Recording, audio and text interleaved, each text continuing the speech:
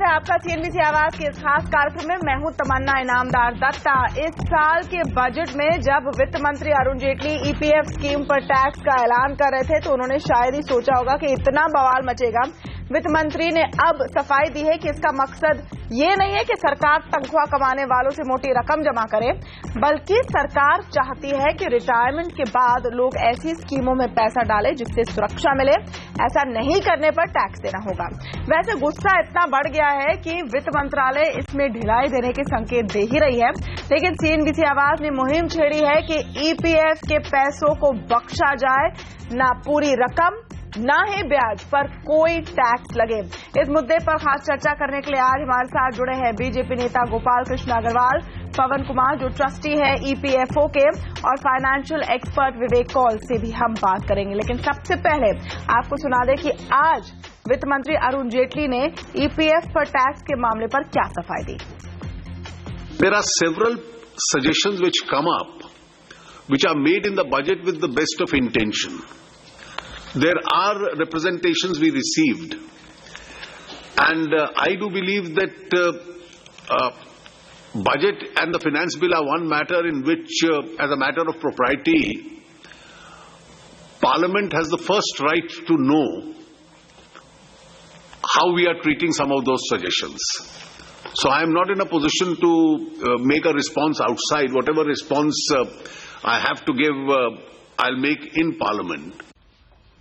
और चर्चा शुरू करने से पहले आइए आपको समझाएं कि ईपीएफ पर जो टैक्स प्रस्तावित है वो कितना आपको हर्ट करेगा, कितना आपको पिंच करेगा। ये समझाने के लिए मेरी सहयोगी हर्षदा सावंत साथ में जुड़ी है। हर्षदा, इसके पीछे गणित क्या है?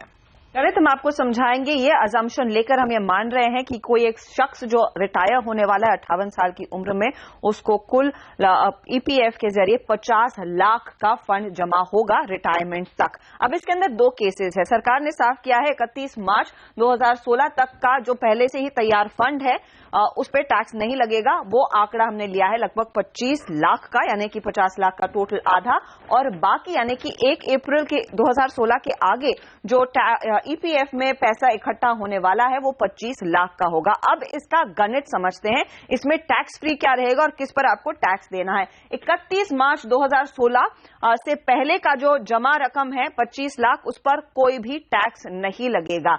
लेकिन 1 अप्रैल 2016 के बाद जो 25 लाख का फंड है उसमें 40% ही टैक्स फ्री है, यानी कि सिर्फ 10 लाख रुपए इसमें से टैक्स फ्री निकलेंगे। अब इसका गणित देखें। अगर आप देखें जो पहले के 25 लाख हैं और बाद के यानी कि 31 मार्च 2016 के बाद के 10 लाख रुपए, टोटल आपका आता है 35 लाख। ये टैक्स फ्री रहेगा। तो आपकी कुल जो रकम जमा होनी है रिटायरमेंट तक 50 लाख में से अगर आप 35 लाख निकालते हैं 15 लाख रुपए है। अब 15 लाख में प्रिंसिपल 10 लाख होगा, ब्याज जो होगी 5 लाख होगी। अब इसका अगर वास्तविक टैक्स कैलकुलेशन देखें, यहां पर यह आंकड़ा निकल कर आ रहा है कि अगर आपका 10% का स्लैब है तो उस पर्टिकुलर 5 लाख के ब्याज पर आपको 50,000 का टैक्स देना है, और अगर आप 30% का ब्रैकेट में फॉल करते हैं तो आपको 1.5 लाख रुपए का टैक्स देना है। लेकिन बड़ा सवाल यही है, ईदर वेज आपका जो भी पैसा है, आप किसी भी ब्रैकेट में आए, आपकी जमा पूंजी पर आपको टैक्स देना होगा। बिल्कुल। चलिए चर्चा शुरू करते हैं। गोपाल कृष्ण अग्रवाल जी, एक्चुअली जो सैलरीड लोग हैं उन पर सिर्फ एक नहीं बहुत सारी मार लगी है, क्योंकि बजट के कुछ दिन पहले ये नियम बना दिया गया कि आप अब अपना पीएफ का हिस्सा रिटायरमेंट तक नहीं निकाल सकते, यानी 58 साल की उम्र तक नहीं निकाल सकते। तो जबरदस्ती पीएफ में रखना पड़ेगा ईपीएफ स्कीम में, और उस पर भी सरकार टैक्स लगाएगी ही। कम से कम चॉइस तो दो लोगों को कि वो अपना पैसा निकाल लें। देखिए, इसमें आपने जो स्पष्टीकरण दिया उसमें 1-2 बातें और ध्यान रखनी चाहिए है और क्लैरिफाई करना चाहिए आपके दर्शकों के लिए। सबसे बड़ी बात है कि 15,000 तक जिनकी सैलरी है वह जो नए टैक्स स्लैब जो आपने बताया है उससे अलग है, उनके ऊपर यह नई चेंज नहीं लागू होता। तो 15,000 तक जिनकी बेसिक सैलरी है या जो ईपीएफ के अंदर एज डिफाइंड बाय ईपीएफ के अंदर जो 15,000 तक की सैलरी है, उन लोगों के ऊपर यह नया चेंज नहीं लागू होगा। तो उनकी पूरी तरह से विड्रॉल या कॉर्पस पूरी तरह से सुरक्षित है। पहला स्पष्टीकरण ये है। दूसरा, तो इस तरह की कैटेगरी मान के चलते हैं कि जो 3.7 करोड़ ईपीएफ में कंट्रीब्यूटर है, एक्टिव कंट्रीब्यूटर है। जो आर्ग्यूमेंट है हम सुन चुके हैं और अच्छी आर्ग्यूमेंट है कि इस समय जो लोग ईपीएफ में पैसा डालते हैं उसमें से ज्यादातर लोग 15,000 रुपए से कम कमाते हैं, इसलिए उनको इसका असर नहीं पड़ेगा। लेकिन जो आज 15,000 रुपए कमा रहा है और दूसरी उम्मीद कर रहा है कि उसकी सैलरी बढ़ेगी, ओवर टाइम उसकी सैलरी बढ़ेगी, वो भी इस दूसरे ब्रैकेट में आएगा। तो ये मुद्दा आज सबके लिए लागू है। नहीं, फिर जब तक उसने 15,000 तक से कम की तक सैलरी थी उतना कंट्रीब्यूशन उसका एग्जम्प्ट रहेगा। मान लो उसका 2018 में उसकी सैलरी 15,000 से बढ़ती है, लेकिन कोई टैक्स क्यों दे अपने रिटायरमेंट के पैसे पर, ये मूल सवाल है। पवन कुमार जी, वो अलग बात है, वही बात है कि आज 15,000 रुपए कमा रहा है वो कल और कमाएगा और उस कमाई के लिए उसे दंड नहीं दिया जाना चाहिए, ये हमारा कहना है। पवन कुमार जी, आप ईपीएफओ में ट्रस्टी है, आप इस पूरे प्रस्ताव को कैसे देखते हैं?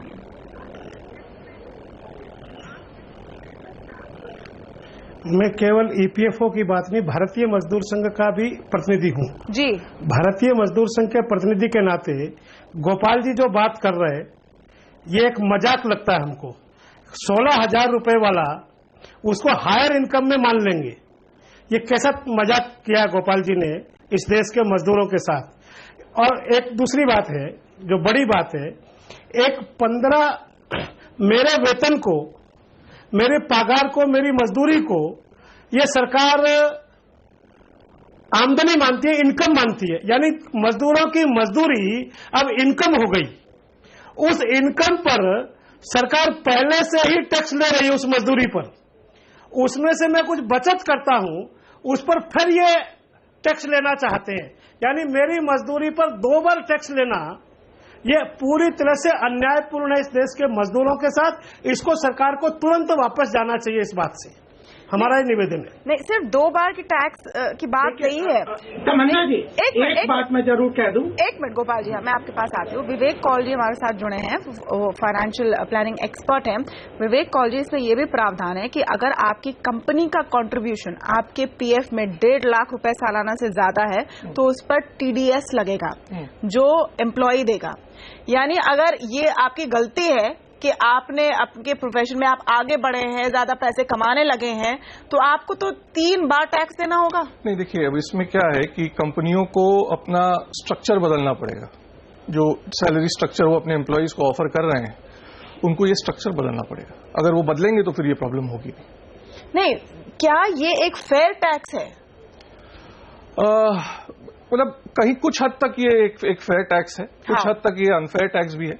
और मुझे लगता है फेयर अनफेयर से ज्यादा जो बड़ा इशू ये है कि इसको जिस तरह से लाने की कोशिश की गई है। मतलब अचानक एक दिन आप उठते हैं और आपको ये बताया जाता है कि आपका पीएफ जो है अब आज कल से या मतलब 1 अप्रैल से टैक्सेबल हो जाएगा। और उस पे जो कम्युनिकेशन हुआ है वो बहुत ही गलत है। क्योंकि आप देखिए अरुण जेटली ने जो स्पीच दी, जो बजट में उन्होंने स्पीच दी, उसमें उन्होंने कहीं ये नहीं बोला कि अगर आप 60% कॉर्पस एन्युटी में डालते हैं तो वो अमाउंट टैक्स फ्री होगा। दूसरी चीज जो बहुत लोग नहीं बात कर रहे हैं, एक पब्लिक सेक्टर एम्प्लॉय के लिए अभी भी 100% कॉर्पस टैक्सेबल नहीं है। ये हम सवाल पूछ रहे हैं, ये सीएनबीसी आवाज बड़े सवाल पूछ रहे हैं और उसमें से पहला सवाल ये है, और मैं आपके पास आती हूँ गोपाल कृष्ण अग्रवाल, इस बात से कि निजी क्षेत्र में काम करने वाले कर्मचारियों ने क्या गुनाह कर दिया कि सिर्फ उनके रिटायरमेंट पैसे टैक्स होंगे, जो सरकारी कर्मचारी उनके नहीं होंगे? जीपीएफ के लिए नहीं है, ईपीएफ के लिए है। व्हाई? नहीं, देखिए मैं सबसे पहले अपनी पार्टी की स्थिति स्पष्ट कर दूं। मैं इसको जस्टिफाई नहीं कर रहा। मैं पवन जी ने जो बात कही है मैं उसके साथ भी पूरी सहानुभूति रखता हूं और पार्टी भी कह रही है और फाइनेंस मिनिस्टर ने भी कहा है, एमओएस ने भी कहा है, फाइनेंस रेवेन्यू सेक्रेटरी ने भी कहा है कि सारे प्रपोजल को री एग्जामिन नहीं। आप लोग क्यों नहीं सामने आकर कहते कि इसको हटा दीजिए, ये जो प्लान था वो गलत था, नहीं हटा दीजिए, रोल बैक कर लीजिए? नहीं, मैं तो कभी नहीं कह रहा कि, मैं तो कह नहीं रहा कि ये लगाना चाहिए। पार्टी कहीं ये स्टैंड नहीं ले रही कि इसको जस्टिफाइड। हम तो अभी प्रोविजन को, जो मैंने जो बात कही, पार्टी सरकार से अलग कब से हो गई सर? ये जो आपकी कोशिश है गोपाल जी, मैं अप्रिशिएट कर सकती हूँ कि आपको एक टफ सिचुएशन को डिफेंड करना है, लेकिन विवेक कौल सही कह रहे हैं कि आप अपने आप को आज अरुण जेटली जी से अलग किनारे नहीं कर सकते। पूछता हूँ, ये सरकार किस पार्टी की है? ये कांग्रेस की सरकार तो नहीं है सर। गोपाल जी से पूछिए, ये सरकार किस पार्टी की है? पार्टी और सरकार अलग अलग है। नहीं, भारतीय जनता पार्टी की है, एनडीए की है। मैं कह रहा हूँ अरुण जी ने खुद भी कहा है कि इसको री एग्जामिन करेंगे, क्योंकि ये बहुत स्पष्ट फाइनेंस मिनिस्ट्री का प्रेस रिलीज आ गया। अरुण जी ने खुद स्टेटमेंट दे दिया है। देखिए अरुण जेटली जी, स्पष्टीकरण शाम को आके दिया। कल तक शक्तिकांता दास जी, हसमुख आडिया जी कह रहे हैं कि हमें प्रपोजल आया, हम देखेंगे इस बारे में, और हम तो कह रहे हैं कि इसको पूरी तरह से हटा दीजिए, लेकिन साथ में ये इसको जस्टिफाई भी कर रहे हैं। गोपाल जी, अगर आप सुने उनके बयानों पर, वित्त मंत्री जी आज कह रहे हैं, नहीं आप सुनिए उन्होंने क्या कहा, आप चाहे तो फिर से वो क्लिप चलवा देते हैं। वो कह रहे हैं कि इसके पीछे पर्पस है कि रिटायरमेंट के बाद आप एन्युटी स्कीम में पैसे लगाए, उसकी तरफ हम आपको पुश करना चाहते हैं। मेरा सवाल है कि क्या रिटायरमेंट के समय 58 की उम्र में छोटे बच्चे हैं लोग, कि आप उनको बताएंगे कि क्या करना है उनके पैसों के साथ? मैडम एक बात कह सकता हूँ? जी प्लीज विवेक कौल। देखिए कल जो प्रेस रिलीज निकाली भारत सरकार में, उसने एक लाइन है वो पढ़ के सुनाऊंगा कि the idea behind this mechanism is to encourage people to invest in pension products rather than withdraw and use the entire corpus after retirement. मतलब कि आपको जो पैसा मिल रहा है उससे आप एन्युटी खरीदें और एन्युटी से आपको रेगुलर इनकम होती रहे, बनिस्बत की आप वो पैसा लें और कहीं उसको उड़ा दें। अब ये चीज जो है ये उतनी ही मतलब प्राइवेट सेक्टर पे लागू होती है जितनी पब्लिक सेक्टर पे लागू होती है।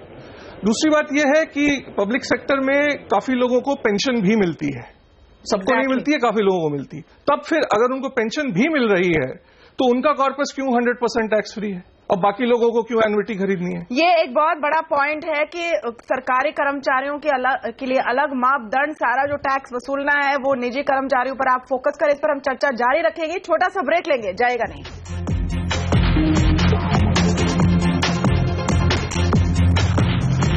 ईपीएफ को बख्श देने की मुहिम छेड़ी है सीएनबीसी आवाज ने, और हम यहां पर बताने की कोशिश करें कि कितना गलत और खराब डिसीजन है कि आप ईपीएफ में जो पैसा लगाते हैं लोग उसको टैक्स करेंगे। हालांकि आप कह रहे हैं कि 60% हिस्से को टैक्स करेंगे, और तभी ये टैक्स होगा जब इसको आप एन्युटी स्कीम में नहीं डालते।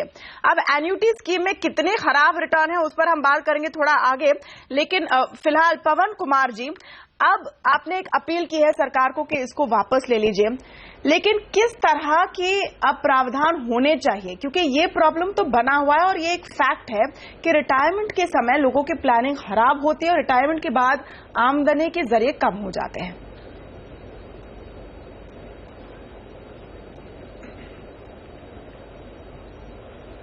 हम सरकार से ये कहना चाहते हैं कि सरकार हमारी बचत पर टैक्स मत लगाए।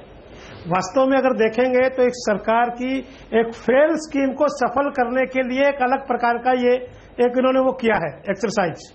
सरकार की योजना थी न्यू पेंशन सिस्टम को डेवलप करने की। पिछले 12 साल के बाद भी वो न्यू पेंशन सिस्टम डेवलप नहीं हुआ सरकार का। उसमें अभी तक भी 70-71 लाख लोग मेंबर बने हैं।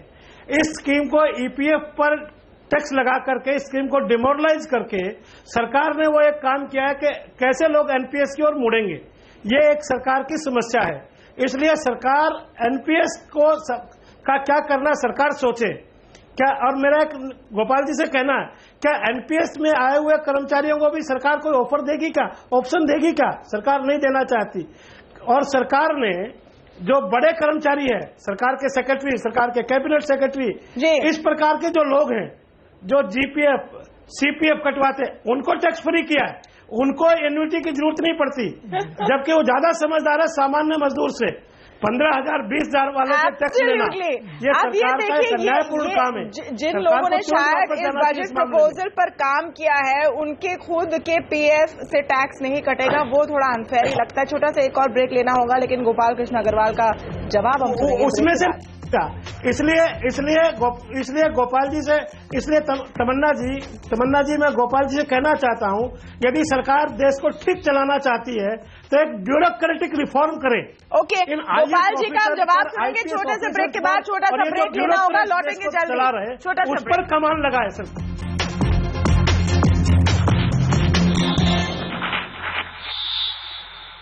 क्या सरकार ईपीएफ को बख्श देगी, यही उम्मीद बनी हुई है और सीएनबीसी आवाज ने इसके लिए मुहिम भी छेड़ी हुई है। गोपाल कृष्ण अग्रवाल जी, आपने कई सारे सवाल सुने हमारे पैनलिस्ट के और उसमें से सबसे बड़ा एक सवाल ये था कि फिर जीपीएफ पर ऐसा टैक्स क्यों नहीं लगाया गया? देखिए, मैं पहले तो पवन जी को आश्वस्त करना चाहता हूं कि सरकार मध्यम वर्ग और गरीब के लिए पूरी तरह उनकी खुशहाली के लिए पूरी प्रतिबद्ध है। जहां तक ये जो स्पष्टीकरण आ रहे हैं वो केवल इसलिए है कि यह जब भी कोई लेजिस्लेटिव चेंज होता है तो उसमें यह बताया जाता है कि सरकार की इंटेंशन क्या थी। अगर वो इंटेंशन पूरी नहीं होगी तो वित्त मंत्री ने स्पष्ट कह दिया कि हम इसको री एग्जामिन करेंगे।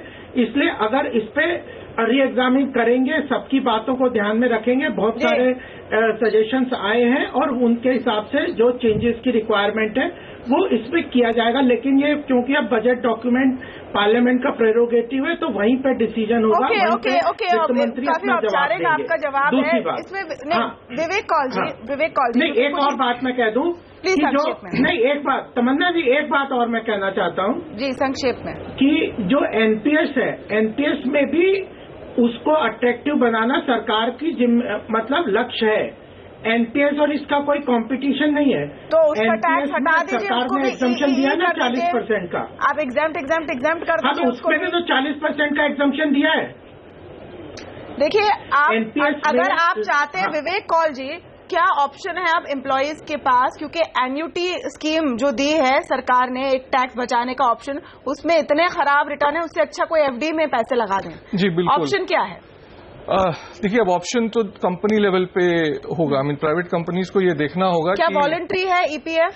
देखिए, एक मिनिमम कंट्रीब्यूशन तो करना पड़ेगा, उसके ऊपर का हिस्सा डालने की जरूरत नहीं है, पर वो चेंज कंपनी लेवल पे होना पड़ेगा। एक इंडिविजुअल वो चेंज नहीं कर सकता है। अगर मेरी कंपनी डिसाइड करती है कि मेरा पीएफ इतना है तो मुझे उतना पीएफ कटवाना पड़ता है अपनी सैलरी से। जी गोपाल जी, लेकिन जिनका कंपलसरी है, तमन्ना जी एक मिनट, जिनका कंपलसरी है उनका तो एग्जम्पशन है ना।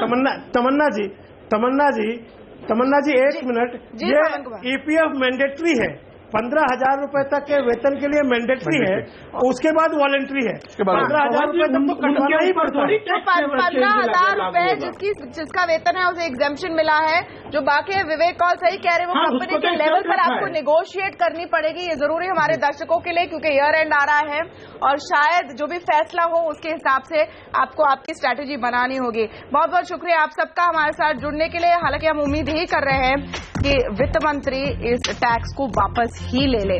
नमस्कार।